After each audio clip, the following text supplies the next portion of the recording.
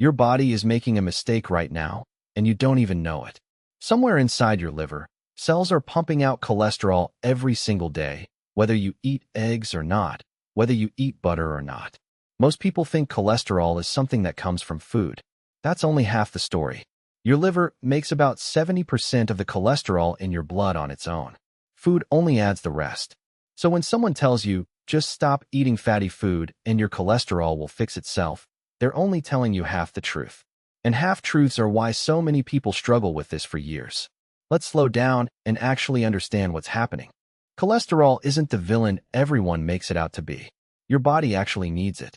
It builds your cell walls. It helps make hormones. It helps you digest fat.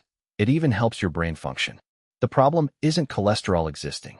The problem is too much of the wrong kind floating around in your blood, sticking to the walls of your arteries, slowly narrowing the path your blood needs to travel through.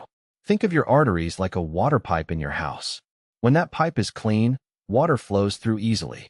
But if grease keeps building up on the inside walls, day after day, year after year, that pipe gets narrower. One day, water barely trickles through.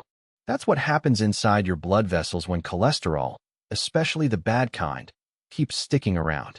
There are two main types you need to know. LDL, which is often called the bad cholesterol, because it's the one that builds up on artery walls.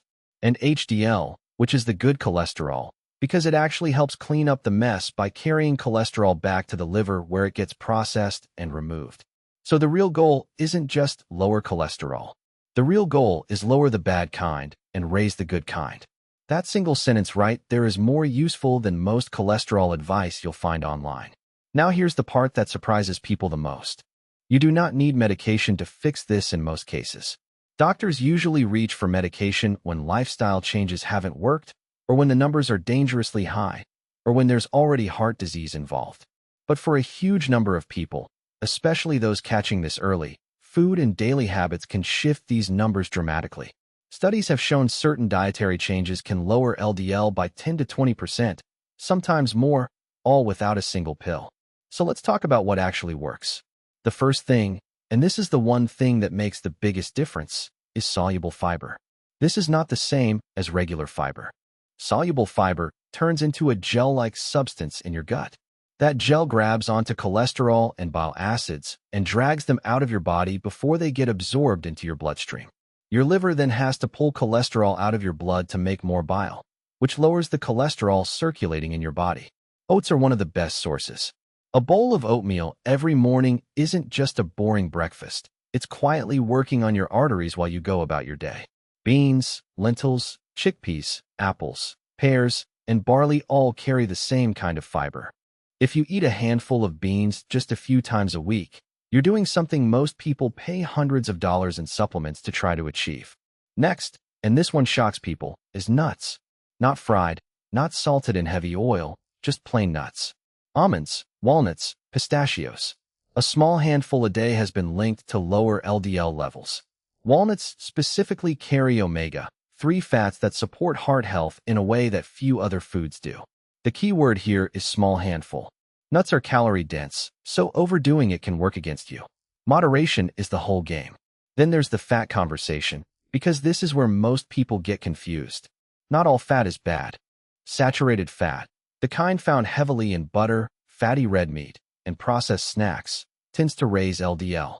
Trans fat, which is often hiding in packaged baked goods, fried fast food, and anything labeled partially hydrogenated oil, is even worse. Trans fat raises the bad cholesterol and lowers the good cholesterol at the same time. It is, without exaggeration, one of the worst things you can regularly put into your body if artery health matters to you. But unsaturated fat is a completely different story. Olive oil, avocado, fatty fish like salmon and mackerel, sunflower seeds. These fats can actually help raise your good cholesterol while keeping the bad one in check. So the goal isn't eat less fat. The goal is swap the bad fat for the good fat. Cook with olive oil instead of butter. Snack on avocado instead of chips. Eat fish twice a week instead of red meat every day. These small swaps, repeated over months, add up to real change in your blood work. Here's something most people have never heard of, and it deserves way more attention than it gets. Plant sterols and stanols. These are natural substances found in small amounts in fruits, vegetables, nuts, and seeds, and they physically block your gut from absorbing cholesterol. Think of them as bouncers standing at the door of your intestines, turning cholesterol away before it can get into your bloodstream. Certain fortified foods now include added plant sterols specifically because of how effective this is. Even without fortified products, simply eating a diet rich in fruits, vegetables, and whole plant foods naturally increases your intake of these compounds. Now let's talk about movement, because food is only half the equation. Exercise doesn't just burn calories. It directly raises HDL, the good cholesterol, while helping lower triglycerides, which are another type of fat in your blood connected to heart risk. You don't need to run marathons. Consistent moderate activity, something like brisk walking for 30 minutes a day, 5 days a week, has been shown to meaningfully shift cholesterol numbers over a few months. The keyword is consistent. One intense workout won't do much. Regular movement, spread across weeks and months, retrains your entire metabolic system. If you can add some resistance training, like lifting weights or bodyweight exercises, even better. Muscle tissue helps your body use fat more efficiently, which indirectly supports healthier cholesterol levels over time. Now here's a hook most people never expect in a cholesterol conversation. Your waistline matters more than your scale weight. Carrying extra fat around your belly, specifically, is linked to worse cholesterol numbers, even in people who aren't considered overweight by the standard scale. Losing even 5 to 10% of your body weight, if you're carrying extra fat, can meaningfully improve your LDL, raise your HDL, and lower your triglycerides. This isn't about chasing a number on a scale. It's about reducing the visceral fat that surrounds your organs and quietly messes with your metabolism. Let's talk about something people love to ignore. Smoking. Smoking doesn't just damage your lungs. It directly lowers your HDL, the protective cholesterol, and it damages the walls of your blood vessels, making it easier for LDL cholesterol to stick and build up.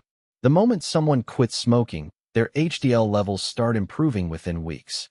This is one of the fastest, most dramatic natural improvements you can make, and it costs nothing except willpower. Alcohol is trickier because you'll hear conflicting things. Some studies link moderate alcohol consumption to slightly higher HDL, but the risks of alcohol, especially in higher amounts, usually outweigh any small cholesterol benefit. If you don't drink, this isn't a reason to start. If you do drink, keeping it moderate matters far more than people assume. Here's another overlooked piece. Sleep. Poor sleep messes with your hormones, increases stress responses in your body, and has been linked to higher LDL and lower HDL over time.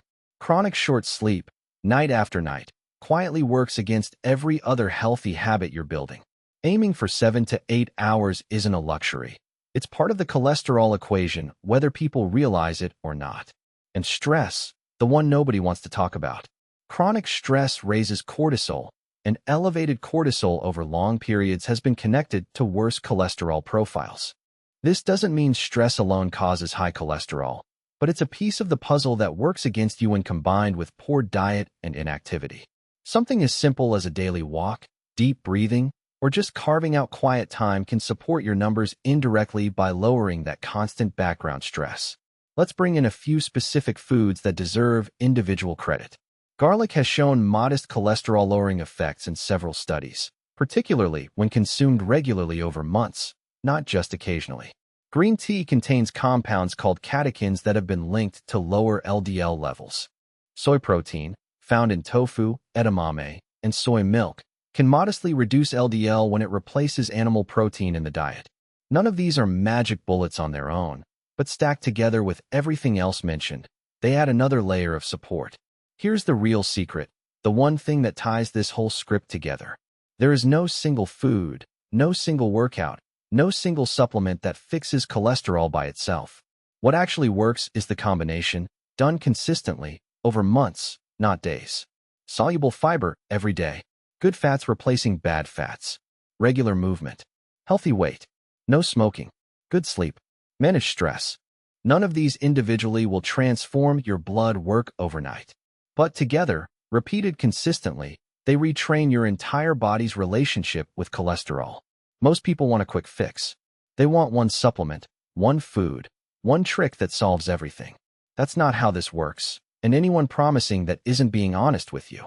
What actually works is boring, repeated, consistent habits, the kind that don't make headlines but genuinely change lab results over 3 to 6 months.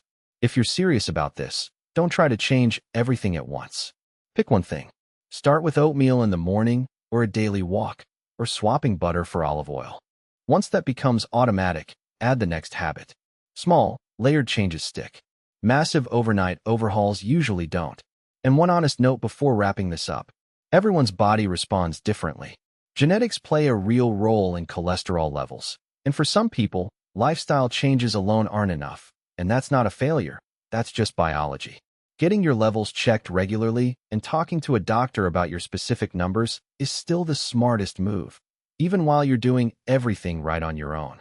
But for a huge number of people, these habits, done consistently, are enough to shift the numbers in the right direction without ever needing a pill. That's the real secret. Not a trick, not a hack, just consistency applied to the right habits for long enough to actually matter.